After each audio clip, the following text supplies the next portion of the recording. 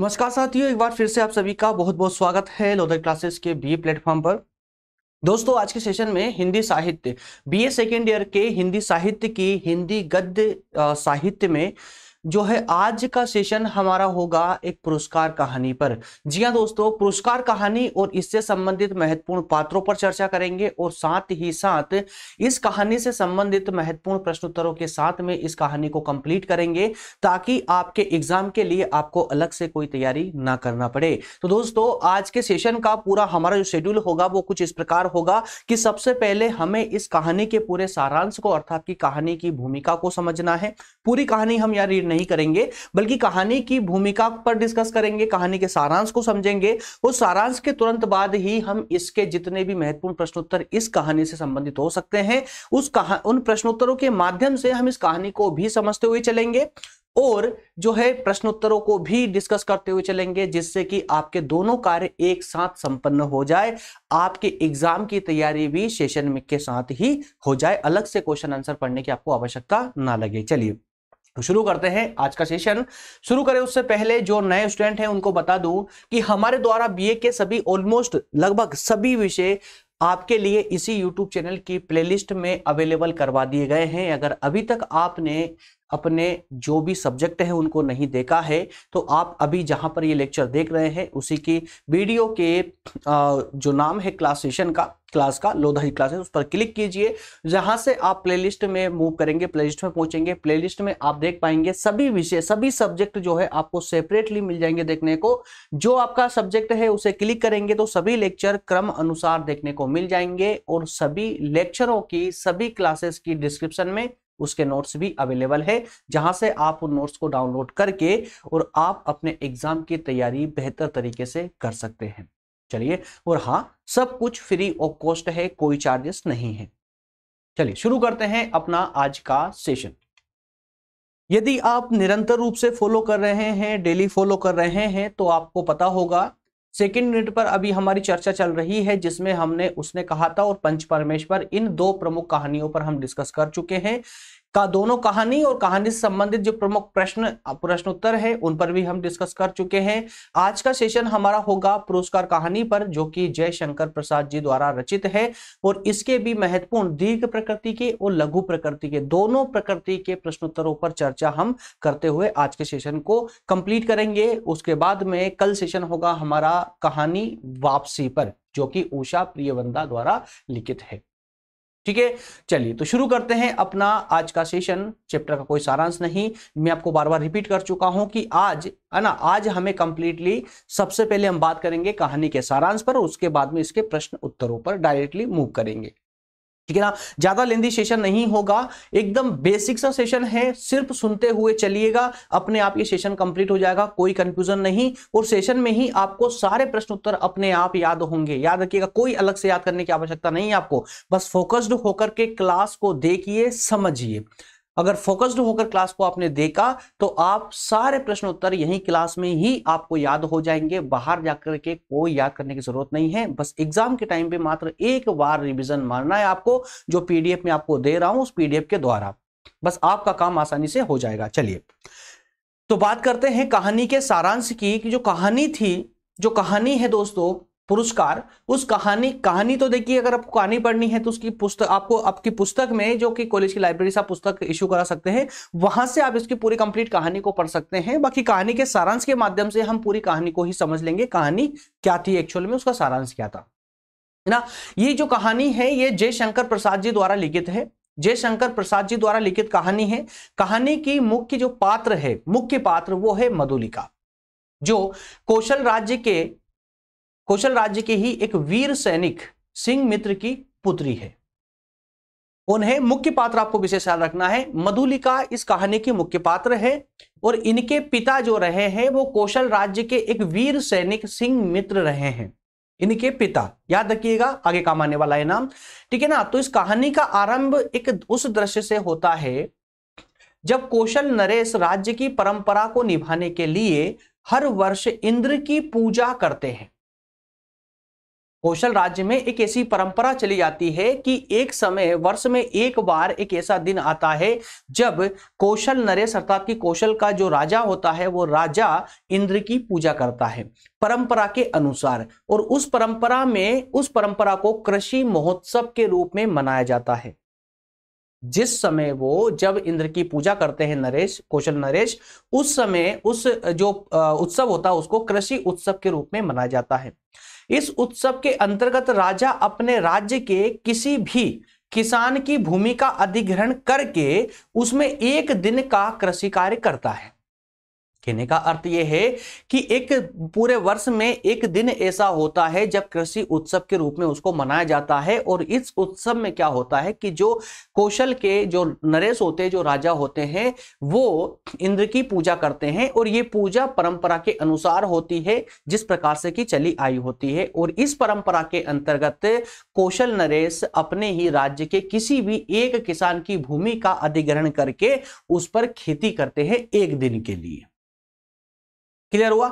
लेकिन उस एक दिन की खेती करते हैं, जब वो अधिग्रहण करते हैं तो ऐसा नहीं है कि जबरदस्ती अधिग्रहण कर लिया गया है, बल्कि अधिग्रहण करके उस भूमि का मुंह मांगा इनाम अर्थात कि 7 गुना इनाम दिया जाता है।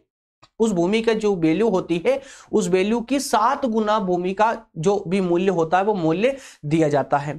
तो उत्सव के अन्य आयोजन संपन्न करता है। बाकी उसके बाद में इस बार मधुलिका का खेत राजा ने अधिग्रहण किया है, जो कि इस कहानी की मुख्य पात्र है। राजा ने पुरस्कार स्वरूप मधुलिका को बहुत बड़ी धनराशि देना चाहिए, मतलब कि उनकी जमीन का 7 गुना धनराशि देने को कहा। ठीक है, लेकिन मधुलिका पुरस्कार लेने से मना कर देती है। मधुलिका पुरस्कार लेने से मना कर देती है। तो मना करती इसका अर्थ यह नहीं है कि वो अपनी भूमि के अधिग्रहण पर वो नाराज है, नहीं, वो अपनी भूमि के राजा के द्वारा अधिग्रहण किए जाने का विरोध नहीं करती है, बल्कि वो सिर्फ अपनी भूमि का मूल्य लेने से मना करती है। और वो इसलिए मना करती है कि उसका मानना यह है कि ये जो भूमि है ये हमारे पूर्वजों की भूमि है और इस भूमि का यदि मैंने मूल्य लिया तो इसका अर्थ होगा कि मैंने अपने पूर्वजों की भूमि को बेच दिया है। इसलिए वो उस भूमि का मूल्य लेने से साफ इनकार कर देती है और कहती है कि वो अपने खेत का सौदा नहीं करेगी, अपनी भूमि का सौदा नहीं करेगी। राजा के कहने पर और अन्य लोगों के समझाने पर भी वो नहीं मानती है। इस उत्सव में आसपास के राज्यों से भी राजा और राजकुमार आदि शामिल हुआ करते थे। ये जो कृषि उत्सव मनाया जाता था, इस उत्सव में आसपास राज्यों के जो राजा होते थे या उनके राजकुमार होते थे वो भी इस उत्सव में शामिल होते थे। तो इसी उत्सव में अतिथि के रूप में पड़ोसी मगध राज्य के राजकुमार अरुण भी आए हुए थे। कहां के? मगध राज्य के, कौशल के जो पड़ोसी राज्य है मगध, और मगध राज्य के राजकुमार थे अरुण, वो भी इस उत्सव में आए थे। और ये सारे वृतांत जो चल रहा था नरेश और मधुलिका के बीच में, उस सबको पूरे विस्तार से वो देख रहे थे, इस घटना को अपनी आंखों से देख रहे थे। और इसी घटना को देख करके वे मधुलिका से विशेष प्रभावित हुए, उसके चरित्र से विशेष प्रभावित हुए, उनके विचारों से विशेष प्रभावित हुए। उत्सव जो है संपन्न हो जाता है, मधुलिका पुरस्कार नहीं लेती है। राजकुमार अरुण मधुलिका से प्रभावित होता है। वो रात में मधुलिका की कुटिया में उससे मिलने आता है। कौन? राजकुमार अरुण, जो कि मगध राज्य का राजकुमार था। वो मधुलिका से प्रभावित होता है, इस कारण से मधुलिका से मिलने के लिए उसकी कुटिया में पहुंचता है। उससे प्रणय निवेदन करता है, मधुलिका से राजकुमार निवेदन करता है कि वो उनकी सहचरी बन जाए, अर्थात कि उनसे विवाह कर ले। लेकिन वो कौशल नरेश से कहकर उसका खेत वापस दिलवा देगा, पर मधुलिका उस आग्रह को ठुकरा देती है और वो वापस लौट जाता है। तो मधुलिका के द्वारा इस आग्रह को ठुकराना कठोरतापूर्ण तो नहीं था, लेकिन उनका, मधुलिका का मानना यह था कि वो एक राजा है, राजकुमार है, और मधुलिका अर्थात कि स्वयं एक गरीब किसान की लड़की, इसलिए ये मेल नहीं खाता है। इस कारण से वो इस प्रस्ताव को ठुकरा देती है, मना कर देती है। और मना कर देने पर, मधुलिका के द्वारा मना कर देने पर, राजकुमार अरुण वापस अपने राज्य चले जाते हैं। कहानी आगे बढ़ती है। मधुलिका फिर अपने खेत नहीं जा पाती है, क्योंकि खेत का अधिग्रहण हो चुका था और दूसरे खेतों में काम करके किसी तरह अपना जीवन यापन करती है। हालांकि इस अधिग्रहण की भी एक नियम था कि राजा जिस किसान की भूमि का अधिग्रहण करता था उसे भूमि का 7 गुना पैसा उस किसान को दिया जाता था और उसके बाद भी उस भूमि पर कृषि कार्य करने का काम, उसकी देखरेख करने का काम भी उसी किसान को दिया जाता था जिसकी भूमि हुआ करती थी। सिर्फ उस भूमि पर नाम राजा का चढ़ जाता था कि भूमि राजा की है। ठीक है, तो इसी प्रकार से लेकिन मधुलिका ने उस भूमि की देखरेख को भी अपने अंडर में नहीं लिया, अपने नियंत्रण में नहीं लिया। उसने साफ मना कर दिया प्रत्येक उपहार से। इसी तरह से फिर मधुलिका जो है जो अपना वास्तविक जीवन था उसी में चली जाती है और जैसे तैसे अपना जीवन यापन करने लगती है। दूसरे की भूमि में एक मजदूरों के रूप में कार्य करके और अपना जीवन यापन करती है और इसी तरह से 3 वर्ष निकल जाते हैं, 3 वर्ष बीत जाते हैं।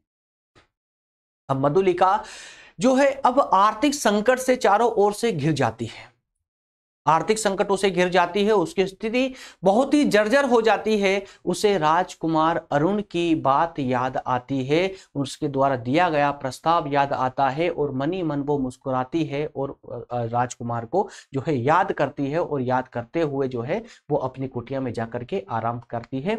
उसी रात जब वो अपने पूरे मन से, पूरे पवित्र मन से जब राजकुमार को याद कर रही होती है, उसी समय राजकुमार अरुण ही एक शरणार्थी के रूप में, मतलब शरण लेने के लिए उसकी कुटिया का गेट जो है खटखटाता है या उसके कुटिया में पहुंच जाता है। अब शरणार्थी क्यों? शरणार्थी इसलिए कि राजकुमार अरुण ने अपने राजा के खिलाफ जो है बगावत की थी, विद्रोह किया था और उनसे बचने के लिए ही वह कौशल राज्य में एंटर हो चुका था, प्रवेश कर चुका था। और यह कौशल राज्य में भी अगर वो किसी को जानता था तो वो थी मधुलिका, इसलिए वो सीधे मधुलिका के पास पहुंचे। मधुलिका के पास पहुंचा पहुंच करके उसने भी जो है मधुलिका को फिर से वही प्रस्ताव दिया और अपनी पूरी स्थिति के बारे में बताया। तो मधुलिका भी चूंकि समझ चुकी थी कि ये अपने राज्य से निष्कासित किया गया है, इसलिए इसकी स्थिति भी अब मेरे समान हो चुकी है। तो उस परिस्थिति को देखते हुए ही मधुलिका ने उस प्रस्ताव को एक्सेप्ट कर लिया। तो आइए कहानी को अब और आगे निरंतर करते हैं। मधुलिका भी उससे प्रेम कर बैठती है और उसकी बातों में आ जाती है, उसकी अर्थात की अरुण की। अरुण मधुलिका को इस बात के लिए राजी कर लेता है कि वो कौशल नरेश से अपने खेत के बदले में किले के पास वाली भूमि मांग ले। अब इस बीच में अरुण मधुलिका को कहता है कि अब आप कौशल नरेश के पास जाइए और अपनी भूमि के बदले में, राजा ने आपसे कहा था कि जब भी आपको जो कुछ चाहिए अपनी भूमि के बदले में ले सकते हो, तो अब आप किले के पास वाली भूमि को जो है अपनी भूमि के बदले मांग लीजिए, क्योंकि वो भूमि किले के पास में है। अतः वहां से अरुण अपने साथी सैनिकों के साथ किले पर आसानी से हमला कर सकता है। तो अरुण ने हालांकि ये पूरी योजना मधुलिका को बताई कि मैं कुछ ही दिनों में कौशल राज्य पर अटैक करके, अर्थात कि उस पर हमला करके और कौशल राज्य का राजा बन जाऊंगा और तुम्हें कौशल राज्य की रानी की गद्दी पर बिठाऊंगा, रानी बनाऊंगा। इस बहकावे में आखिर मधुलिका भी आ जाती है और वो कौशल राज्य पर कब्जा कर अपना शासन स्थापित कर लेगा, ये विश्वास जो है मधुलिका को दिलाता है। मधुलिका भी प्रेम में थी, इसलिए उसे भी रानी बनने का लोभ आ जाता है। वो कौशल नरेश के पास जाकर किले के नाले के पास वाली भूमि नरेश से मांग लेती है और राजा के द्वारा भूमि भी उसको दे दी जाती है। अरुण भूमि पाकर बहुत खुश होता है और कौशल पर छुपकर आक्रमण करने की तैयारी करने लगता है।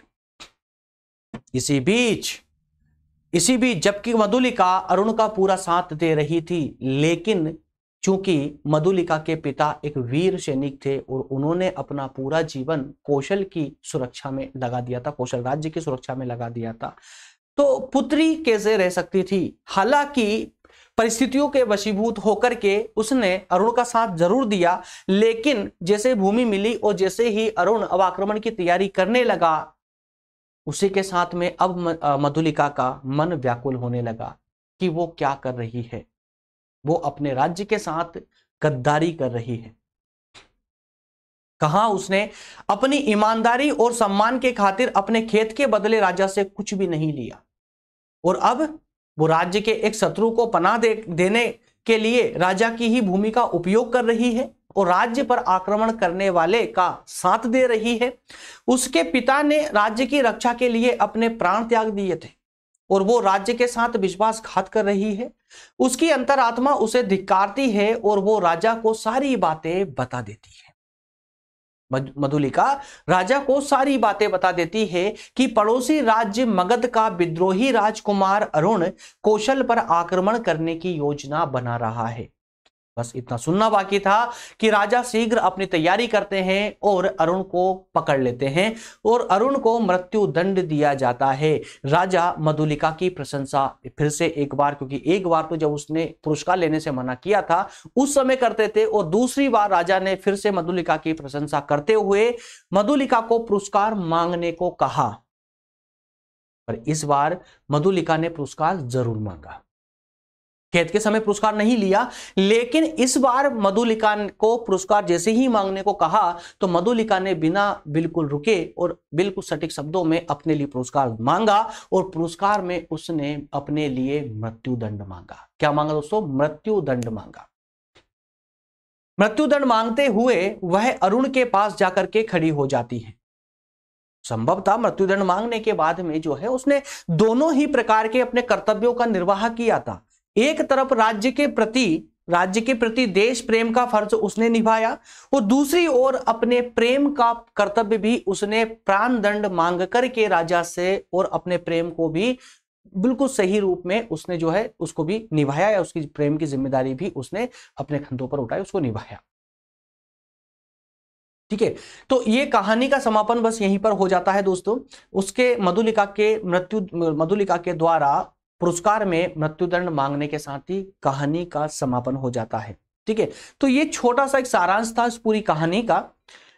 कहानी चूंकि बहुत लंबी है, याद रखिएगा जब पुस्तक से कहानी पढ़ेंगे तो आपको एक एक पक्ष देखने को मिलेगा, लेकिन जो आवश्यक तथ्य थे उस पर हमने सारांश के रूप में इस पर डिस्कस किया है। जो आवश्यक बातें थी, जो मेन पॉइंट थे, उन पर हमने यह कहानी के रूप में डिस्कस किया है, एक सारांश या भूमिका के रूप में डिस्कस किया है। अब इस पूरी कहानी से संबंधित कौन कौन से प्रश्न एग्जाम में आ सकते हैं, कैसे कैसे प्रश्न बन सकते हैं, तो उन्हीं प्रश्नों पर अब हम चर्चा करेंगे। पहले हम बात करेंगे दीर्घ प्रकृति के प्रश्नों उत्तरों पर, और इसके अंतर्गत पहला प्रश्न होगा हमारा कि मधुलिका की चारित्रिक विशेषताएं बताइए। चाहते तो हम बिंदु के माध्यम से भी कि मधुलिका के चरित्र की विशेषताएं, है ना, तो मधुलिका के चरित्र की विशेषताओं पर चर्चा करनी है। यहां पर आइए डायरेक्टली उत्तर के रूप में करते हैं। मधुलिका जयशंकर प्रसाद के नारी पात्रों में अनुपम और अद्भुत एक पात्र है, या कहें कि जयशंकर प्रसाद की कहानी उपहार पुरस्कार की एक प्रमुख नायिका है या एक मुख्य पात्र है। वह नायिका प्रदान कहानी पुरस्कार की नायिका है। उसके चरित्र की कई विशेषताएं हैं और उनकी कुछ विशेषताएं इस प्रकार से है। पहली विशेषता परम सुंदरी। यहां पर जयशंकर प्रसाद ने मधुलिका को एक सुंदरी के रूप में प्रस्तुत किया है। मधुलिका सौंदर्य की स्वामिनी है। प्रसाद जी ने उसका वर्णन इस शब्दों में किया है। प्रसाद जी ने कहा है कि वह कुमारी थी, सुंदरी थी, कोसे वसन उसके शरीर पर इधर उधर लहराता हुआ स्वयं शोभित हो रहा था। राजकुमार अरुण उसके सौंदर्य पर मुग्ध होकर, आह कितना भोला सौंदर्य, कितनी सरल चितवन है, कितनी सरल चितवन है। तो इन शब्दों में प्रसाद जी ने मधुलिका की सौंदर्य का वर्णन किया है अपनी कहानी के माध्यम से। एक सेकंड, सॉरी।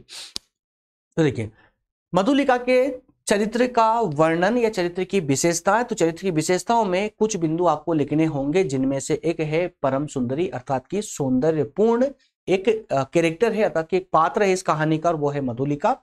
और मधुलिका के सौंदर्य को लेकर के प्रसाद जी ने साफ साफ लिखा था, वह कुमारी थी, सुंदरी थी, कोशे बसन जो होता है, मतलब उसके जो वस्त्र होते हैं उसके शरीर पर इधर उधर लहराते हुए स्वयं शोभित होते हैं।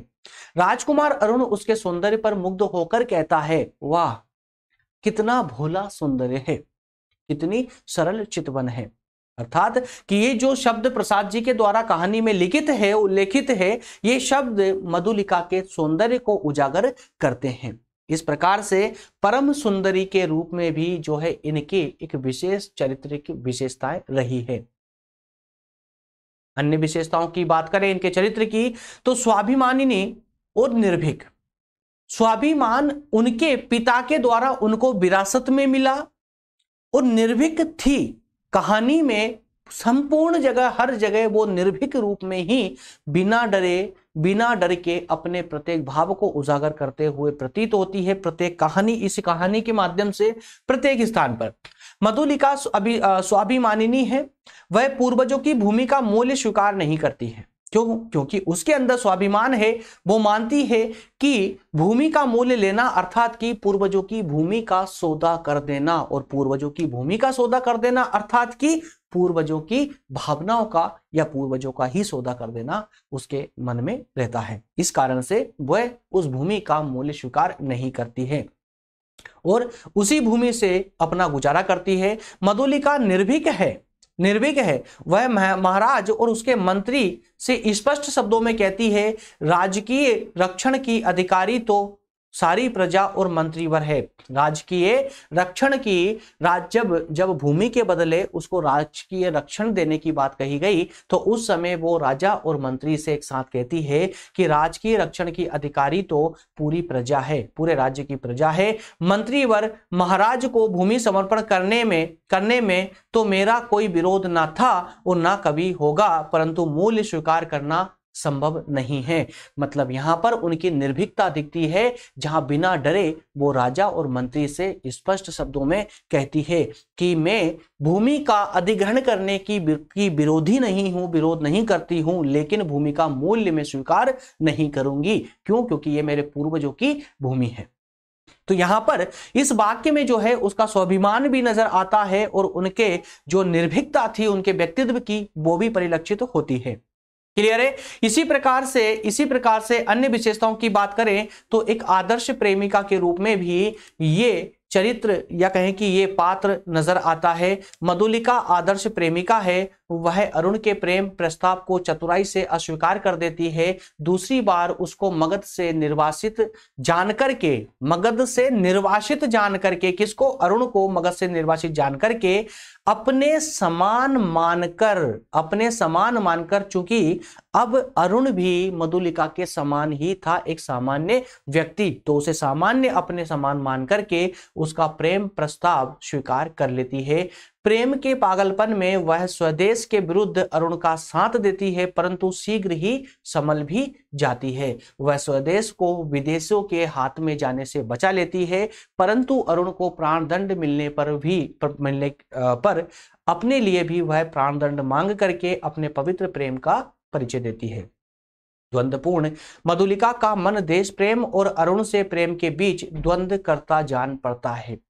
इस संघर्ष में विजय देश प्रेम की होती है। वह अपने प्रेम के लिए अपने जीवन का भी बलिदान देने को तैयार हो जाती है। हालांकि इस पूरी कहानी में जो है देश प्रेम की विजय होती है, लेकिन अपने प्रेम को भी बचाने के लिए वह अपने प्राणों का बलिदान दे देती है। इस प्रकार से इन कुछ चंद लाइनों के माध्यम से हम ये दिखा सकते हैं कि क्या क्या उनके चरित्र की विशेषताएं थी, जो कि हमारी इस कहानी की, पुरस्कार कहानी की एक अहम नायिका रही है मधुलिका। क्लियर? अगला प्रश्न है, निर्वासित अरुण की दुर्ग पर अधिकार करने की योजना क्या थी? जो मगध का राजकुमार अरुण विद्रोह करने पर जिसे निर्वासित कर दिया गया था मगध से, वो अब कौशल पर अधिकार करना चाहता था। तो कौशल पर अधिकार करने की उसने योजना क्या बनाई थी, है ना? तो कौशल के कृषि उत्सव में पहली बार मगध का राजकुमार अरुण मधुलिका से मिला था और उसे प्रेम प्रस्ताव भी दिया था, परंतु मधुलिका ने उसको अस्वीकार कर दिया। इसके बाद में अरुण मगध से निर्वासित कर दिया गया विद्रोह करने के कारण। वह कौशल आता है, उसका विचार था कि वह मधुलिका की सहायता से कौशल पर अधिकार कर लेगा। यही योजना, यही बात वह मधुलिका को भी समझाता है। उसे भरोसा था कि मधुलिका उसको प्रेम करती है और इस विजय में वह उसका सहयोग करेगी।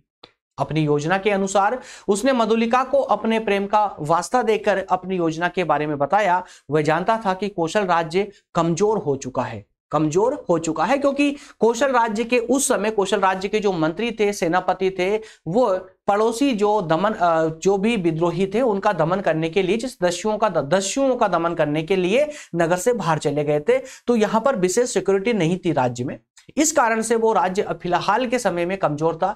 महाराज मधुलिका को उसकी भूमि के बदले पुरस्कार देना चाहते हैं।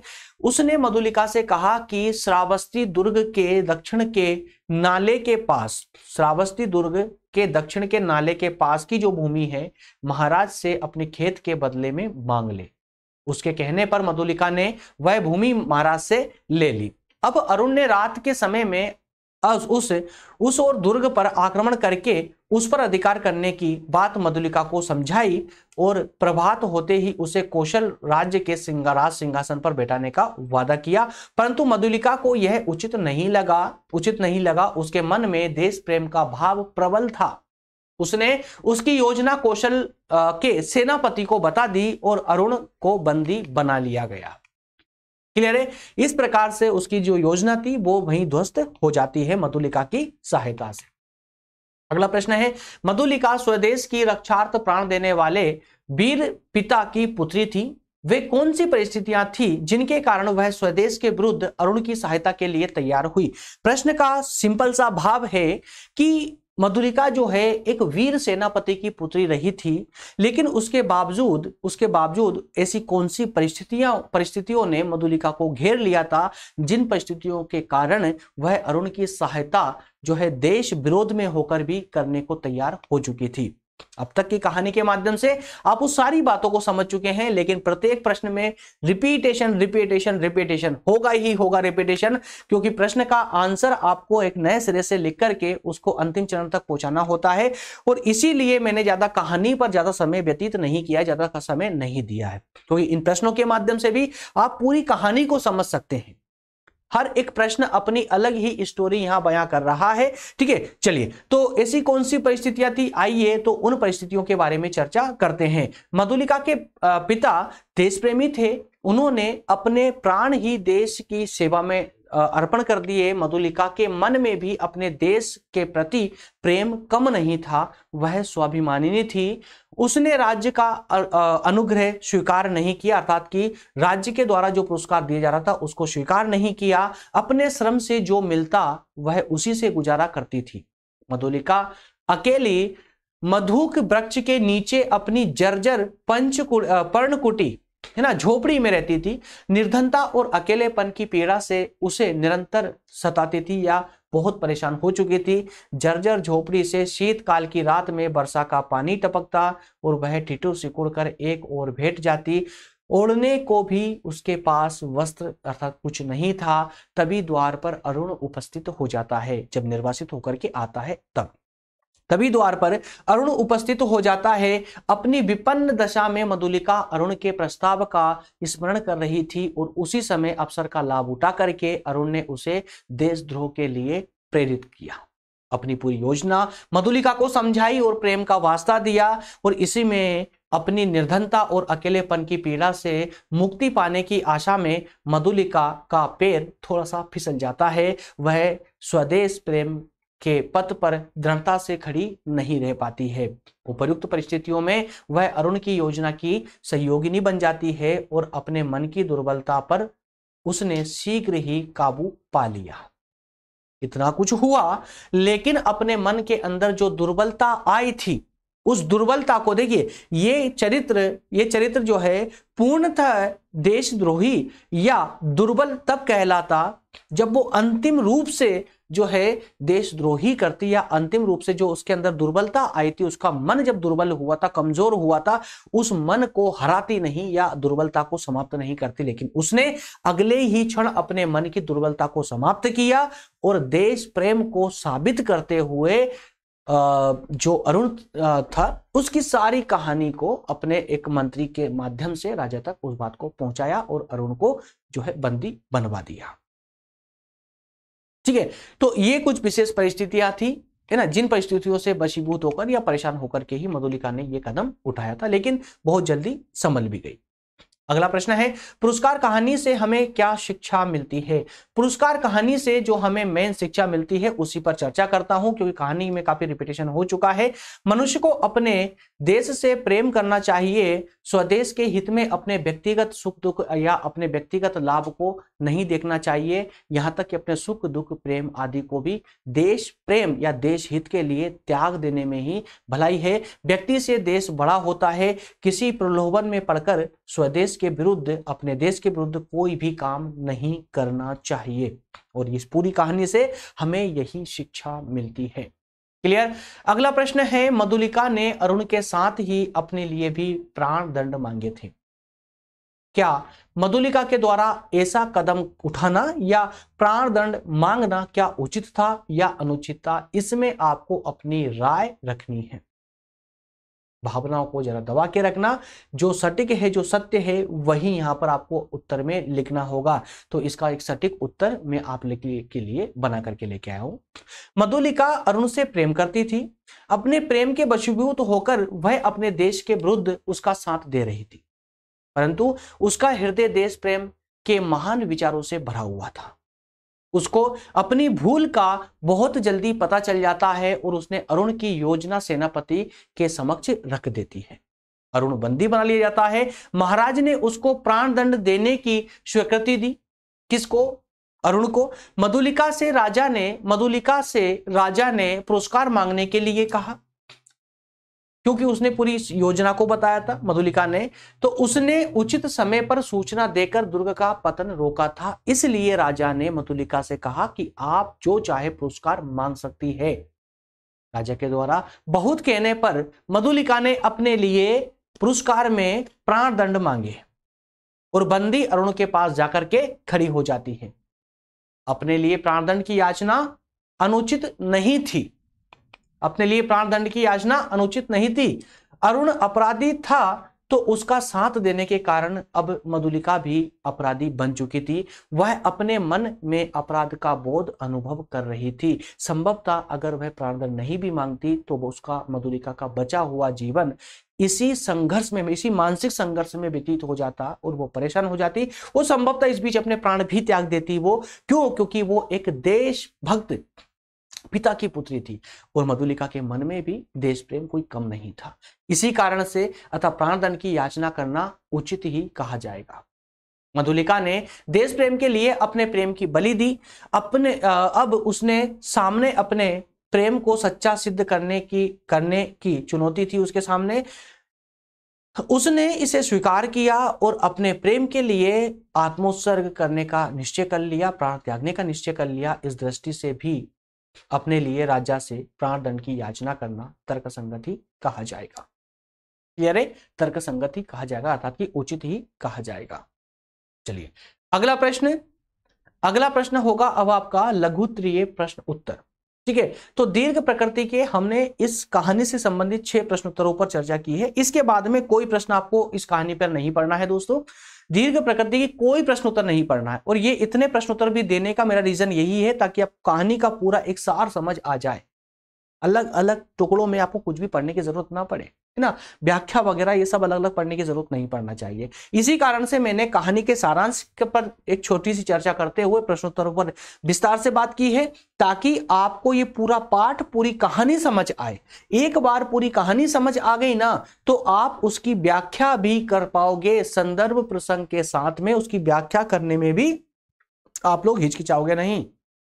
ठीक है, तो अब आइए कुछ लघुत्तरीय प्रकृति के प्रश्न उत्तरों पर भी चर्चा कर लेते हैं। पहला प्रश्न है, मधुलिका का परिचय दीजिए। मधुलिका कौशल के अनन्य वीर सिंह मित्र की एकमात्र कन्या थी, एकमात्र पुत्री थी। उसकी भूमि कृषि के लिए कौशल नरेश के द्वारा ली जा चुकी है। उसने मूल्य स्वीकार नहीं किया, श्रम करके अपना पेट भरती है। वह राजकुमार अरुण से प्रेम करती है, परंतु अपने प्रेम से स्वदेश प्रेम उसकी दृष्टि में बड़ा होता है, इसीलिए उसने एक बड़ा उपहार दिया अपने प्रेम को। कौन सा उपहार? मृत्यु दंड को उपहार के रूप में मांगने का, पुरस्कार के रूप में मांगने का। अगला प्रश्न है, कौशल के उत्सव का परंपरागत नियम क्या था? कौशल में जो प्रतिवर्ष उत्सव मनाया जाता था उसका परंपरागत नियम क्या था? तो उत्सव प्रतिवर्ष होता था, किसी किसान की भूमि राज्य के द्वारा या राजा के द्वारा ले ली जाती थी, उसका 4 गुना मूल्य दिया जाता था। कहीं पर कहानी दोस्तों कंफ्यूज मत होइएगा, कहानी में कहीं पर इसे 7 गुना मूल्य कहा गया है, कहीं पर 4 गुना मूल्य कहा गया है ना, दोनों ही उचित है, कोई प्रॉब्लम नहीं। ज्यादा कहीं किसी किसी किताब में ये 7 गुना देखने को मिलेगा और किसी किताब में ये 4 गुना देखने को मिलेगा, तो ज्यादा कंफ्यूज मत होइएगा इसमें, ठीक है। तो उस भूमि के बदले 4 गुना मूल्य दिया जाता है। महाराज उस भूमि पर बीज बोते थे, फसल की देखभाल जिसकी भूमि ली जाती थी वही करता था, वह खेत महाराज का खेत कहलाता था। That's all. अगला प्रश्न है, मधुलिका अपने अभाव को आज बढ़ाकर सोच रही थी। पंक्ति का आशय स्पष्ट कीजिए। अपने अभाव को, अकेलेपन को बड़ा चढ़ाकर सोच रही थी, बहुत ज्यादा व्यथित हो रही थी। इस पंक्ति को समझाना है। मधुलिका टूटी फूटी कुटिया में रह रही थी, दूसरों के खेतों पर काम करके जो मिलता उसी से गुजारा कर रही थी, अपना पेट भर रही थी। राज्य द्वारा खेती ले लेने के बाद उसका जीवन अभावों से भर उठा था। अरुण का स्मरण करके उसको अपने अभाव और अधिक स्पष्ट होने लगे थे। जब वो बहुत ज्यादा दुखी परेशान थी, अकेलेपन से परेशान हो चुकी थी, उस समय अरुण का स्मरण करके, अरुण के द्वारा दिए गए प्रस्ताव या अरुण के बारे में विचार करके, उसको याद करके और ज्यादा अभावित हो रही थी या दुखी हो रही थी। इसी पंक्ति का यही आशय है। अगला प्रश्न है प्रश्न नंबर 4 है, मधुलिका ने राजा से भूमि का मूल्य क्यों स्वीकार नहीं किया था? मधुलिका ने राजा से भूमि का मूल्य इसलिए स्वीकार नहीं किया, वह उसे पूर्वजों की भूमि मानती थी और चुकी थी भी। पूर्वजों की भूमि को बेचना अपराध होता है, अतः भूमि का मूल्य स्वीकार करना उसकी दृष्टि में अनुचित था। इस कारण से उसने उस भूमि का मूल्य स्वीकार नहीं किया। अगला प्रश्न है, मधुलिका के पिता कौन थे?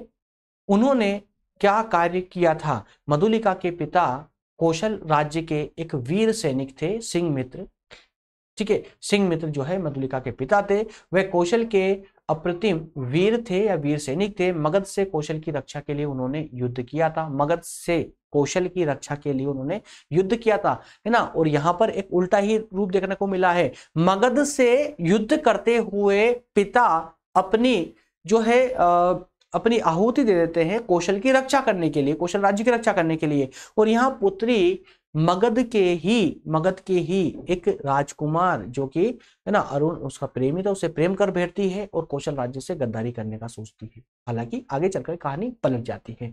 देश की रक्षा के लिए अपने प्राण त्याग देते थे कौन? उनके पिता सिंहमित्र। अगला प्रश्न है, कौशल में कौन सा उत्सव मनाया जाता था? कौशल में कृषि उत्सव मनाया जाता था। महाराज एक दिन के लिए कृषक बनते थे, खेत में स्वर्ण जनित हल चलाते थे और बीज बोते थे। उसके लिए कृषक का खेत 4 गुना मूल्य देकर के ले लिया जाता था, वह महाराज का खेत कहलाता था। अगला प्रश्न है, कौशल के महाराज के साथ खेत में मधुलिका क्या कर रही थी और क्यों? मधुलिका महाराज के साथ खेत में बीज बो रही थी। महाराज के संकेत पर वह बीजों से भरी थाली उनके सामने कर देती। उस वर्ष महाराज की खेती के लिए जो है महाराज ने खेती के लिए मधुलिका की भूमि को लिया था, खेत को लिया था, और बीज बोने का सम्मान उसी को प्राप्त होता है जिसकी भूमि या खेत हुआ करता है। ठीक है, अगला सेशन होगा हमारा अगली कहानी पर, जिसका नाम है दोस्तों वापसी, जो कि उषा प्रियवंदा के द्वारा लिखित है। लेक्चर नंबर 13 में हम वापसी कहानी पर चर्चा करेंगे। इसी के साथ में कहानी वाला ये पूरा सारांश हमारा कंप्लीट हो जाएगा और उसके बाद हम नाटकों पर आएंगे, ठीक है ना। तो नाटकों को भी पूरे विस्तार से समझने का प्रयास करेंगे। उम्मीद करता हूं सेशन बिल्कुल आपके परीक्षा उपयोगी क्लासेस के रूप में चल पा रहा है। आपके लिए सभी सेशन दोस्तों महत्वपूर्ण होते जा रहे हैं और आपके लिए काफी हेल्पफुल होते जा रहे हैं, क्योंकि प्रत्येक सेशन में मैं प्रयास यही करता हूं कि सिर्फ आप देख करके आपके लिए वो सेशन और समय अनुचित ना हो जाए। इसलिए एग्जाम से संबंधित सामग्री को मैं इसमें जरूर रखता हूं कि सिर्फ सीखने के अलावा आपका एग्जाम में भी आपकी मदद हो पाए, सहायता हो पाए। तो ये सेशन जो है दोस्तों कंप्लीटली आपके एग्जाम को देख करके ही मैं यहाँ पर ये पीपीटी को क्रिएट करता हूं, ताकि आप प्रत्यक्ष रूप से एग्जाम के लिए तैयार हो पाए।